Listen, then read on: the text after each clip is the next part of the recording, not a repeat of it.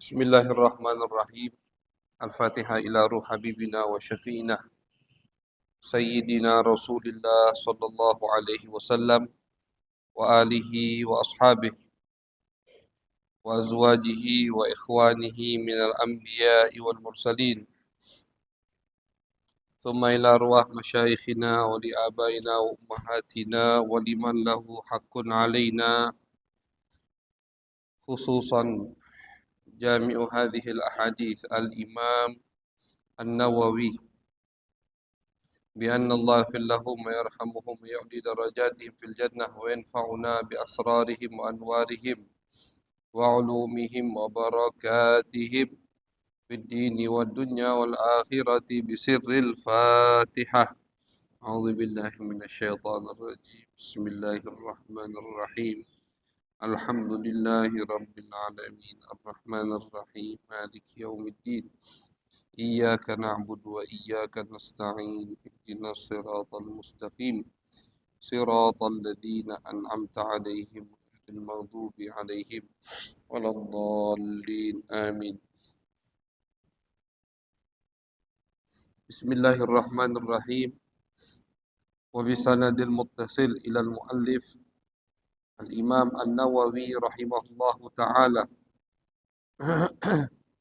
ونفعنا به وبعلومه وبعلوم مشايخنا وبعلوم سائر الصالحين في الدارين آمين. إلى أن قال: فصل: اعلم أن الذكر محبوب في جميع الأحوال إلا في أحوال ورد الشرع باستثنائها، نذكر منها هنا طرفا إشارة إلى ما سواه مما سيأتي في أبوابه إن شاء الله تعالى.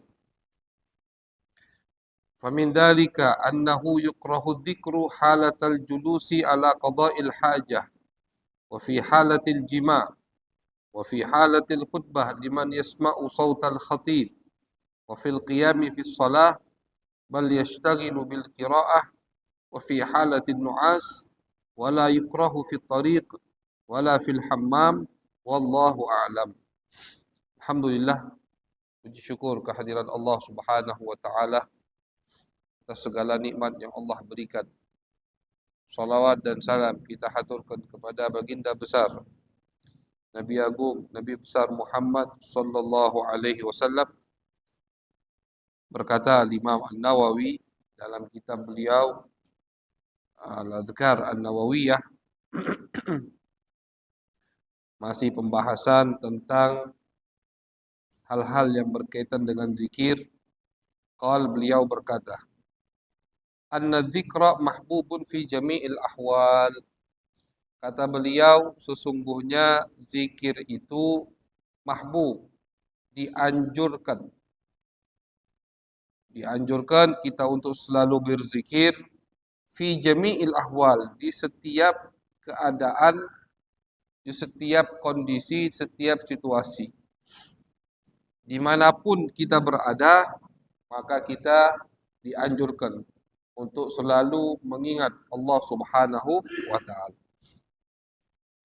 Makanya dalam kitab ini nanti kita akan temukan doa-doa dari Nabi besar Muhammad sallallahu alaihi wasallam. Doa ketika masuk pasar ada doanya. Doa ketika melakukan transaksi jual beli, ada doanya. Doa ketika melihat sesuatu yang mengerikan, ada doanya. Melihat musibah, ada doanya. Semua ada doanya, ada zikirnya dari Nabi besar Muhammad sallallahu alaihi wasallam. Bahkan dalam rumah juga semua ada doa. Masuk rumah, keluar rumah. Masuk kamar mandi, keluar kamar mandi.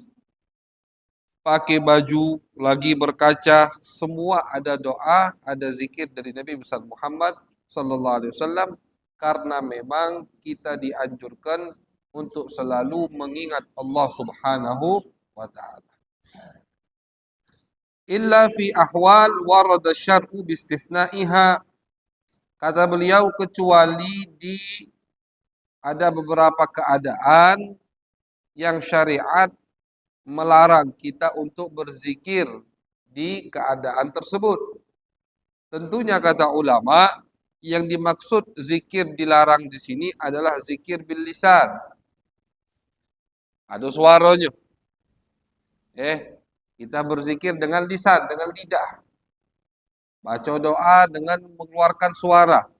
Nah, kalau zikir dengan lidah, artinya zikir yang ada suaranya, maka ada beberapa tempat, beberapa situasi kita tidak dibolehkan, tidak dianjurkan untuk berzikir. Jadi zikir itu kan ada dua. Kita sebut itu di awal-awal kitab ini. Zikir dengan lidah sama zikir dengan hati. Kalau zikir dengan hati dimanapun kita berada, kita dianjurkan. Zikir dengan hati. Artinya kita selalu merasakan dilihat sama Allah, itu zikir. Kita ngerasa diawasi terus sama Allah. Kita ngerasa Allah tahu semua apa yang kita lakukan. Kita ngerasa Allah tahu apa yang terlintas di benak kita, itu namanya zikir. Nah, zikir ini bagus. Zikir ini bagus dan tidak ada batasan. Dimanapun kita berada, dianjurkan, bahkan makin sering, makin kuat kita mengingat Allah di lintasan hati kita, maka makin dekat kedudukan kita dengan Allah Subhanahu wa ta'ala. Itu zikir dengan hati.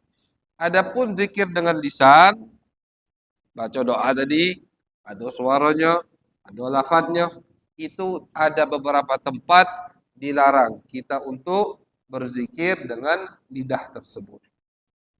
Tentunya tempat-tempat yang akan disebutkan adalah tempat-tempat yang memang ada tugas lain di situ. Jadi ada beberapa keadaan, ada tugas lain. Nah, salah satunya kata Imam Nawawi disebutkan oleh beliau. Ya, disebutkan oleh beliau tempat-tempat yang tidak baik, tempat-tempat yang tidak suci. Nah, itu salah satunya. Apa diantaranya? Yukrahu dzikru halatal julus ala qada'il hajjah.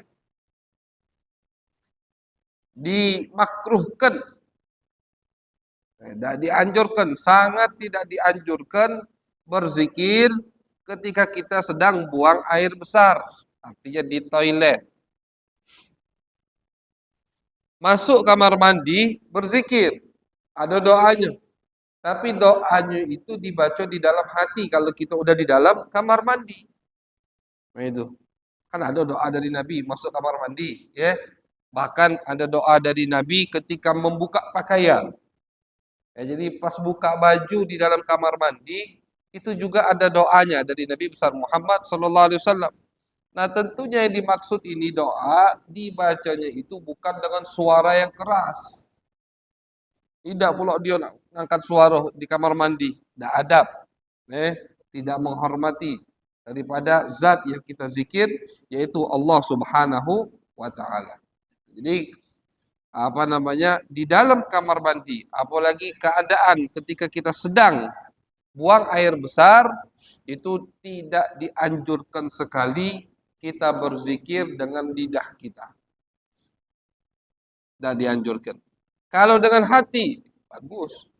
Makanya diriwayatkan Nabi besar Muhammad SAW itu beliau tidak pernah, melepaskan pakaian semuanya dari tubuh beliau atau bugil, tidak pernah. Baik di kamar mandi pun, Nabi kalau mandi itu ada apa? Ada pakaian khusus yang beliau pakai. Ya, ada apa? Ada kayak celana. Kalau sekarang mungkin celana itu, celana box itu, itu bisa. Diriwayatkan Utsman bin Affan juga begitu. Beliau tidak pernah membuka pakaian semuanya dari tubuh beliau, walaupun beliau lagi sendirian. Ini termasuk sunnah dari besar Muhammad SAW yang jarang udah sekarang kita amalkan. Padahal banyak caranya. Kenapa Nabi tidak pernah buka semua pakaiannya walaupun sendirian? Karena beliau selalu berzikir kepada Allah Subhanahu wa taala di dalam hatinya. selalu merasa diawasi sama Allah. Malu. Begitu. Utsman bin Affan juga begitu. Sahabat Nabi terkenal. Beliau itu tidak pernah buka pakaian beliau semuanya. Walaupun di kamar mandi, walaupun di kamar. Bahkan termasuk sunnah Nabi besar Muhammad SAW ketika dalam keadaan berhubungan dengan istri kita, kita juga menutupi dengan selimut, dengan dengan selimut. Jangan terbuka semua. Itu bukan sunnah Nabi besar Muhammad SAW. Halal halal, haram tidak haram. Karena itu istri kita. Tidak ada aurat untuk suami dan istri. Tapi malu sama Allah Subhanahu wa taala. Itu yang dimaksudkan dengan zikir bil qalbi, zikir dengan hati. Nah, jadi kalau zikir dengan hati, dimanapun kita berada, kalau kita ingat Allah Subhanahu wa taala, makin terus, makin istiqamah, makin tidak pernah kita lupa dengan Allah, makin tinggi kedudukan kita di sisi Allah Subhanahu wa taala. Nah, jadi yang dimakruhkan di sini, yang tidak dianjurkan, zikir dengan lidah, bil lisan. Tidak boleh dalam kamar mandi kita berzikir kepada Allah Subhanahu wa taala. Bertasbih dalam kamar mandi tidak boleh, ya. Tasbihan di dalam kamar mandi tidak boleh. Wa fi halatil jima'. Maaf, bahkan ulama mengatakan, ya, di dalam kamar mandi itu bukan hanya zikir yang tidak diperbolehkan. Ngobrol juga tidak boleh. Ngoceh itu tidak boleh juga kamar mandi. Jadi tidak boleh kita di kamar mandi dengan wong yang sebelah kita di kamar mandi juga ngobrol. Juga kamar mandi sambil ngoceh, sambil chattingan, sama berarti. Jadi ngobrol ketika di dalam kamar mandi itu juga tidak boleh. Dan dianjurkan. Bahkan ada hadisnya dari Nabi besar Muhammad sallallahu alaihi wasallam. Kata Nabi Muhammad sallallahu alaihi wasallam, "La ya'tir rajulan yadribanil ghaid kashifaini an awratihima yatahaddatsani fa inna Allah yamqutu ala dzalik." Allah tidak suka itu, kata Nabi. Kalau ada dua orang yang di dalam kamar mandi, mereka saling mengobrol. Jadi jangankan zikir, ngobrol beda boleh. Berarti cak mana? Diam. Disunnahkan di dalam kamar mandi itu diam. Tidak mengangkat suara. Itu dalam kamar mandi. Nyanyi cak mana Ustaz? Sama juga tidak boleh. Tidak boleh di sini, bukan haram, ya. Dimakruhkan, tidak dianjurkan. Itu yang diartikan tidak boleh di sini. Nyanyi begitu, ngobrol juga begitu. Apalagi zikir kepada Allah Subhanahu wa taala, karena kamar mandi bukan tempat yang suci. Kita itu kalau bisa jangan lama-lama di kamar mandi. Karena kamar mandi itu bukan tempatnya malaikat. Diriwayatkan kamar mandi itu rumahnya setan. Makanya baca doanya apa? Allahumma inni a'udzubika minal khubuthi wal khaba'ith. Ya Allah, kami berlindung dari setan laki-laki dan setan perempuan. Setan itu, iblis itu juga ada lanang betinanya. Makanya dia juga punya keturunan. Itu. Nah, jadi rumahnya iblis, rumahnya setan itu di dalam kamar mandi. Makanya tidak dianjurkan kita lama-lama di dalam kamar mandi. Sebatas hajat kita. Jangan sampai bawa kopi, bawa rokok, nongkrong kamar mandi. Itu tidak dianjurkan. Kenapa suka rokok? Lama akhirnya. 3 batang dia ngerokok. Jangan. Bahkan diriwayatkan orang yang sering lama-lama di dalam kamar mandi itu akan kena penyakit was-was. Was-was. Nah, itu salah satu penyebab penyakit was-was, galak lama di dalam kamar mandi. Jadi kamar mandi itu tempat hajat. Tempat kita lagi pengen buang air besar, buang air kecil. Kita pengen bersih-bersih, selesai, udah selesai. Jangan lama-lama. Nah, makanya banyak zikir dari Nabi besar Muhammad SAW. Begitu juga sunnah-sunnah. Masuk kamar mandi pakai sendal. Masuk kamar mandi pakai alas kepala, pakai peci. Itu sunnah Nabi. Buka bajunya cak mano, ada doanya pas buka baju. Jangan langsung buka baju sekaligus, pelan-pelan. Itu semua sunnah Nabi besar Muhammad sallallahu alaihi wasallam. Yang mana kalau kita mempraktekkan, mengamalkan sunnah Nabi di dalam kamar mandi, kita akan mendapatkan keberkahan dari Allah Subhanahu wa taala. Wa fi halatil jima' juga termasuk tempat-tempat atau situasi, kondisi yang dimakruhkan kita untuk berzikir ketika sedang bersetubuhan dengan istri kita. Sebelum bersetubuhan, sebelum jima dengan istri itu ada doanya dari Nabi Muhammad SAW. Baca doa itu. Biar kita ingat ini nikmat dari Allah. Biar kita ingat ini luar biasa. Kalau bukan nikmat Allah, maka akan kita lampiaskan itu ke tempat yang haram. Begitu. Maka ada doanya. Kenapa dianjurkan baca doa? Biar setan tidak melok. Diriwayatkan oleh Nabi besar Muhammad SAW, setan itu ikut ke manusia sampai mereka hubungan dengan istri mereka pun setan ikut. Kalau wong yang masuk rumah tidak baca doa, yang makan minum tidak baca doa, yang berhubungan dengan istrinya tidak baca doa, itu setan melok galau. Begitu. Ada hadisnya dari Nabi besar Muhammad SAW. Makanya dia disunnahkan oleh Nabi untuk baca doa. Cuman baca doanya itu sebelum. Ketika sedang bersetubuhannya ya tidak usah zikir pas lagi bersetubuhan. Tapi hati selalu zikir, selalu ingat kepada Allah Subhanahu wa taala. Jadi ini tempat-tempat yang dimakruhkan untuk zikir dengan lidah. Wa fi halatil khutbah liman yasma'u sautal khatib. Ketika khatib lagi khutbah. Khatib lagi di atas mimbar.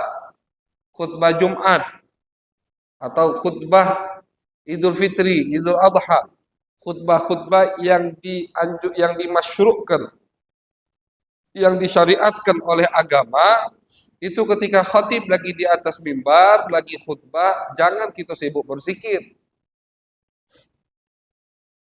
Ya, sekarang bukan zikir lagi, lagi khatib main HP masih main game kadang-kadang anak muda.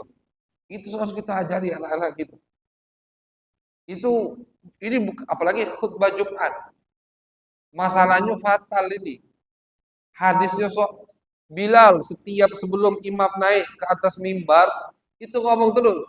An Abi Hurairah, dari Abu Hurairah Nabi bersabda, kalau khatib naik ke atas mimbar maka dengar.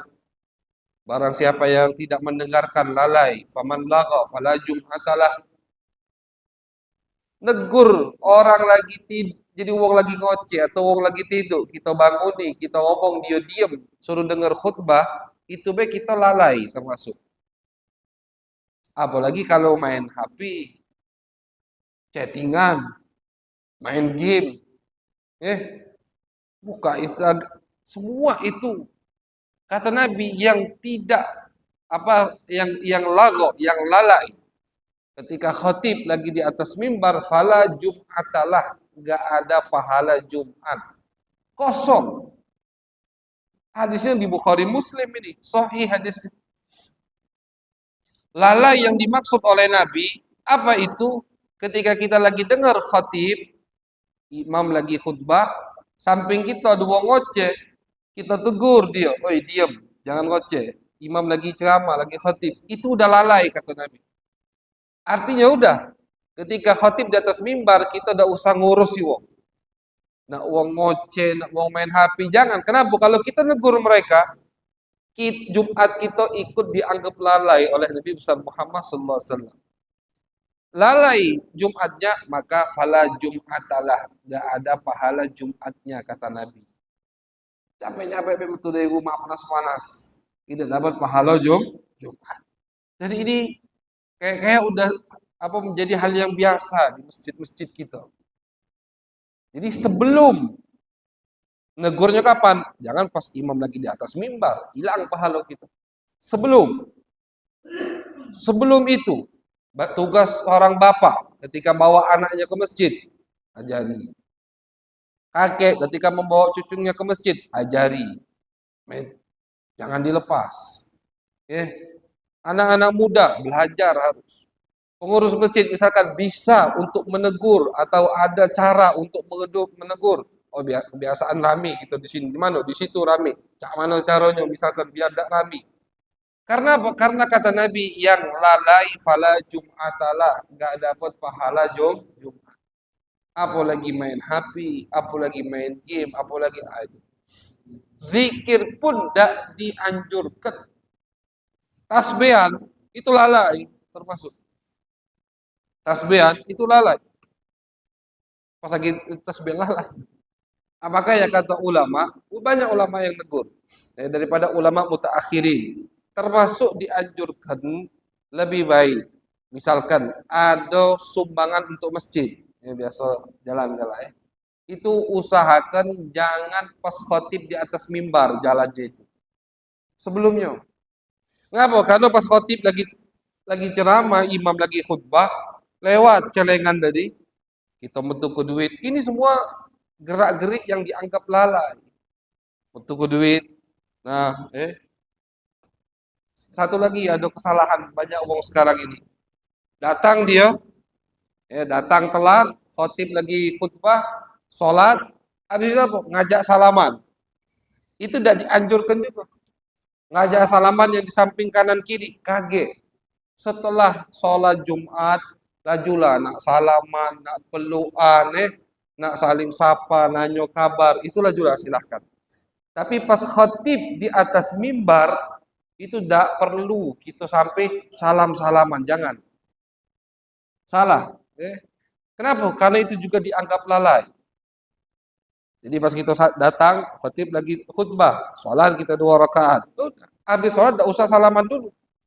Kenapa? Karena ini khotib lagi khutbah. Kalau kita salaman, nah, apalagi salaman sama CS lama tidak ketemu. Apa kabar? Kemana be? Lalai. Berarti Jumatnya lalai. Tidak dapat pahala Jumat. Jadi zikir pun tidak dianjurkan oleh syariat ketika khotib lagi khutbah. Nah, apa yang fasma'u wa ansitu, dengar. Kita dengar dengan seksama, pahami. Kalau tidak paham, cukup dengar. Kata Nabi besar Muhammad sallallahu alaihi wasallam. Kecuali kata sebagian ulama, untuk orang yang jauh tidak bisa mendengar khatib lagi khutbah. Tidak kedengaran misalkan. Khatib lagi khutbah tidak kedengaran. Maka di situ boleh dia berzikir kepada Allah Subhanahu wa taala. Zikir. Tapi jangan angkat suara. Zikirnya pelan ya.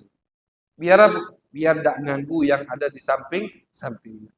Begitu yang dianjurkan, yang disyariatkan oleh syariat kita. Nah, jadi lagi khutbah, zikir beda dianjurkan, apalagi hal-hal yang lain daripada hal-hal yang melalaikan yang dianggap oleh Nabi besar Muhammad SAW, orang itu tidak dapat pahala Jumat. Wa fil qiyami fi shalah, juga termasuk yang tidak dianjurkan kita untuk berzikir, zikir bil lisan fil qiyam fi shalah, ketika kita lagi sholat. Kenapa? Karena pas kita lagi sholat ada bacaan lain. Gitu. Jadi zikir yang dimaksud di sini zikir seperti tasbih, tahlil, tahmid. Kita takbir, Allahu Akbar. Ada bacaan doa iftitah. Habis itu imam lagi baca Fatihah, sunnah kita untuk mendengarkan bacaan imam, bukan kita zikir, tidak. Selesai imam baca Fatihah, kita pula baca Fatihah, kan begitu. Selesai kita baca Fatihah, imam masih baca surat, sunnah kita untuk mendengarkan bacaan imam, bukan kita berzikir. Ruku, di situ ada bacaannya khusus. Jadi ketika sholat tidak dianjurkan kita berzikir, zikir yang umum. Kenapa? Karena di dalam ibadah sholat sudah ada bacaan-bacaan dari baginda Nabi besar Muhammad sallallahu alaihi wasallam. Kecuali di sholat tasbih, misalkan. Nah, sholat tasbih kan memang judulnya sholat tasbih. Ada bacaan tasbihnya. Nah, maka di situ disunnahkan untuk membaca tasbih. Wa fi halatin nu'as, ketika lagi ngantuk. Udah kebangetan ngantuk yuk. Mah tuh tidak sadar lagi, mah tuh ini itu tidak dianjurkan untuk lanjut berzikir. Tidur. Ketika ngantuk, kita lagi zikir malam, ngantuk, dak aja lagi. Udah minum kopi, udah minum banyu, sudah wudhu lagi misalkan, sudah jalan-jalan, masih mata tidak menjem, sampai bacaan tadi kadang tidak jelas, stop di situ. Itu ada anjuran dari Nabi besar Muhammad sallallahu alaihi wasallam. Apa kata Nabi? Hadis Sayyidah Aisyah yang meriwayatkan, qala Rasulullah sallallahu alaihi wasallam, "Idza na'asa ahadukum wa huwa yusalli falyarqud hatta yadhhaba anhu an-naum." Kata Nabi, kalau kalian lagi ngantuk, kalau kalian lagi zikir, lagi sholat, lagi baca Quran, lagi berzikir, tiba-tiba ngantuk, kata Nabi, maka jangan dilanjutkan, tidur, kata Nabi, sampai ngantuk tadi hilang. Kenapa ya Rasulullah? Alasannya, fa inna ahadakum idza shalla wa huwa na'isun la yadri la'allahu yastaghfiru fayasubbu nafsah. Karena sesungguhnya kata Nabi, kalau kalian memaksakan berzikir, baca Quran, sholat, kalian lagi ngantuk, takutnya nanti kalian pengennya lagi istighfar, tidak tahunya bukan istighfar, malah mencaci atau mencela diri kalian sendiri. Bacaannya salah. Bacaannya salah. Baca Quran, ngantuk, salah-salah baca Qurannya. Akhirnya bukan dapat rahmat, malah dapat laknat dari Al-Quran. Karena Al-Quran itu lak au alik, kata Nabi. Quran itu bisa jadi senjata melindungi kita, bisa jadi senjata yang membahayakan kita. Itu Al-Quran. Salah satunya tadi, baca Al-Quran salah-salah. Hurufnya kebalik-kebalik. Kenapa? Ngantuk. Dipaksakan. Tidak boleh. Jadi kata Nabi besar Muhammad SAW, kalau lagi zikir atau sholat, baca Quran, kemudian ngantuk, tidak bisa lagi ditahan, tidur, kata Nabi Muhammad. Ini anjuran dari Nabi. Falyarkud hatta yadhhaba anhu naum, sampai ngantuk juga tadi hilang. Tidurnya ya tidak harus tidur itu sampai berjam-jam. Ulama itu, makanya lihat bagaimana rutinan para ulama. Mereka membagi malam mereka. Rata-rata daripada ulama itu pasti di malam itu ada waktu tidurnya. Cuman ada juga yang tidak tidur. Itu istilahnya udah lain lagi hukumnya. Kalau rata-rata ulama, Imam Syafi'i, dibagi sama Imam Syafi'i. Malam beliau sepertiganya untuk mengarang. Karena beliau pemimpin mazhab. Kemudian tidur, ada waktu istirahatnya. Setelah tidur, di pertigaan malam terakhir bangun, baru ibadah kepada Allah Subhanahu wa ta'ala, segar lagi. Nabi Muhammad juga begitu. Nabi itu sholat, habis itu tidur. Sholat lagi, tidur lagi. Itu lebih hebat lagi itu. Diriwayatkan siapa yang mampu seperti Nabi besar Muhammad SAW. Bahkan kata Sayyidah Aisyah, istri-istri beliau mengatakan, kadang Nabi di malam hari itu 6 kali bangun, 6 kali sholat. Jadi Nabi bangun, sholat. Tidur lagi. Bangun lagi, sholat. Tidur lagi. Bangun lagi. Itu siapa yang bisa jadi itu? Lebih berat tentunya daripada orang yang memang begadang dari malam sampai subuh. Kalau udah tidur, nak bangun kan berat. Nabi Muhammad menunjukkan Nabi itu semua dikendalikan oleh beliau. Jadi beliau bisa sampai 6 kali kadang kata Siti Aisyah. Nabi sholat, tidur lagi, sholat, tidur lagi. Semalaman itu sampai 6 kali bangun. Yang menunjukkan semua dikendalikan oleh baginda Nabi besar Muhammad sallallahu alaihi wasallam. Jadi kata Imam An-Nawawi, ketika lagi ngantuk, jangan dilanjutkan bacaan kita, jangan dilanjutkan zikir kita, stop, istirahat. Karena takutnya nanti, kata Nabi besar Muhammad SAW, yang kita inginkan rahmat dari Allah, malah kita mendapat laknat.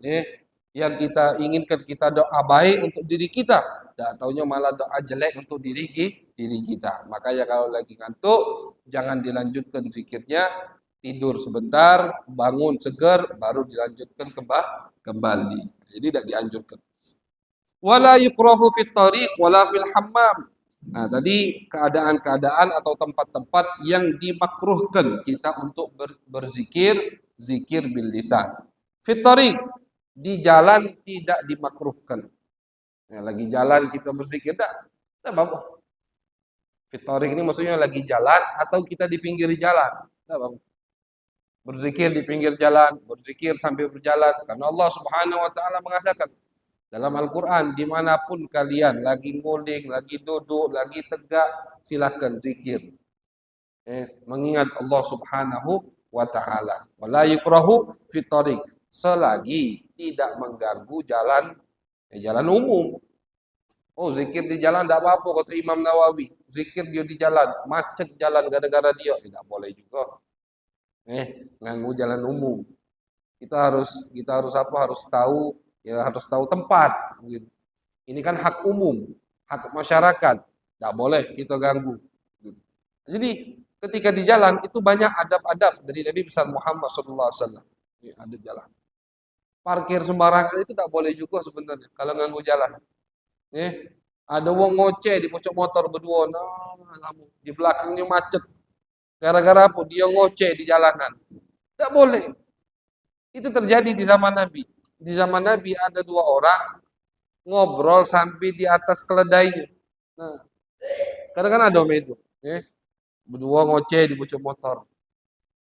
Yang di belakang pengen cepet-cepet, kalau macet akhirnya gara-gara dia ngoceh. Nak nyalip tidak bisa. Itu bukan sunnah Nabi Muhammad SAW.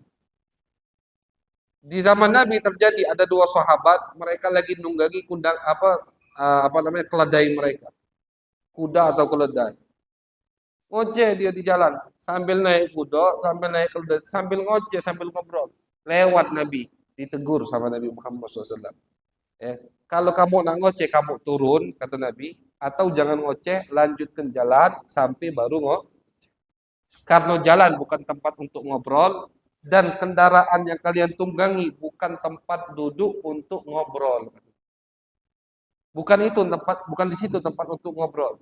Nah, ini termasuk adab jalanan dari Nabi besar Muhammad Sallallahu Alaihi Wasallam, yang mana jarang yang amalkan adab ketika berada di jalanan.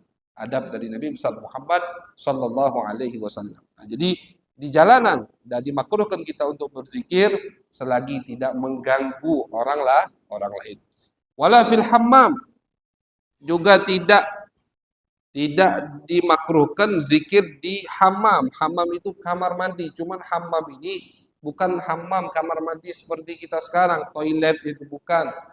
Kalau yang kamar mandi kita, toilet kita itu tadi udah kita bahas, makruh dan dianjurkan.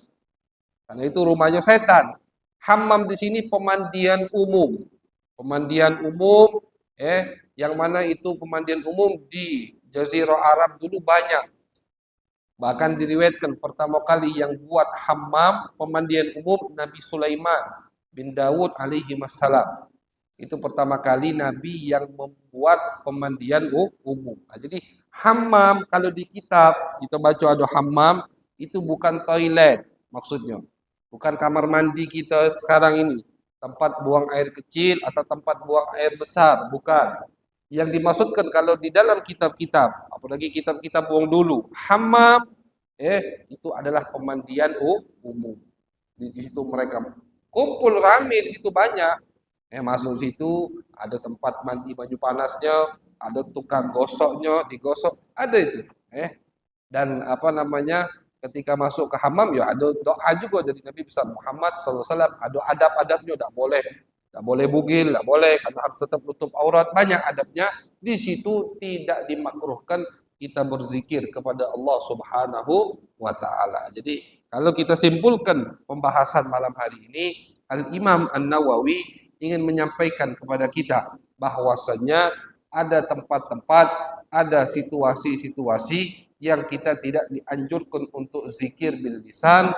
Alasannya ta'ziman lillahi subhanahu wa ta'ala. Karena kita menghormati yaitu zat yang kita sebut, yang kita zikir, Allah subhanahu wa ta'ala. Sebagaimana di bab sebelumnya Al-Imam An-Nawawi mengatakan ketika berzikir baju harus bersih, rapi, tempatnya juga harus bersih, rapi. Nah, ini babnya masih ada kaitan dengan bab sebelumnya. Di tempat-tempat yang tidak bersih, tempat-tempat yang tidak rapi, yang kotor, tidak dianjurkan kita untuk berzikir kepada Allah Subhanahu wa taala, tentunya zikir bil lisan. Zikir bil lisan, zikir dengan lidah. Adapun zikir bil qalbi, zikir dengan hati, artinya selalu merasa diawasi Allah dimanapun kita berada, harus kita berzikir dengan hati. Harus kita selalu merasa diawasi oleh Allah.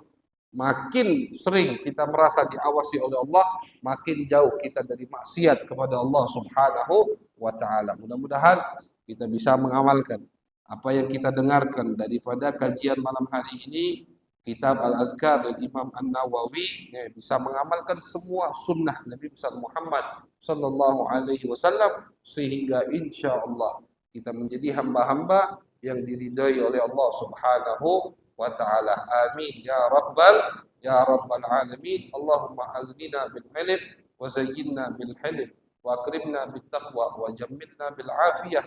Allahumma ij'al jam'ana hadzal jam'an marhuma wa tafarruqana min ba'dihi tafarruqan ma'suma wa la taj'al fina wa la ma'ana wa la ilaina syaqiyan wa la mahruma. Rabbana taqabbal minna innaka antas samiul alim وتب علينا إنك أنت التواب الرحيم وصلى الله على سيدنا محمد وعلى آله وصحبه وبارك وسلم والحمد لله رب العالمين.